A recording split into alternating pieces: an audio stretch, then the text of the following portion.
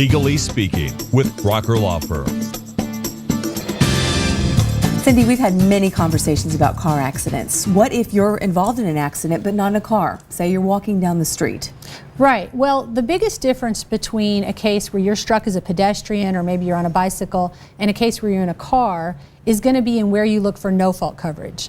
You and I have talked about no-fault before. This is insurance coverage that covers usually the first $10,000 of losses that you have, medical bills, wage loss. In a death case, it can cover funeral expenses, and it actually pays those expenses along the way, unlike a liability settlement.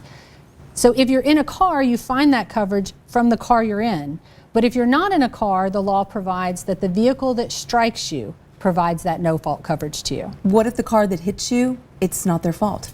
Well, they call it no-fault coverage because fault really doesn't matter. It's paid without regard to fault. So if you're a pedestrian and you caused the accident, you step out in front of a car, you still have no-fault coverage. If I had a case where a car hit another car and knocked it into pedestrians, it was still the striking vehicle that provided the no-fault coverage. And people find this really confusing. Why is my car paying? I wasn't at fault. What happens at the end of the day is the no-fault carrier will make a claim against the at-fault car for reimbursement. And the car that hits you, what if they don't have any insurance? That's a great question because that happens. If you're struck by an uninsured vehicle, you can actually turn to coverage on a vehicle that you have, even though that's not involved in the wreck.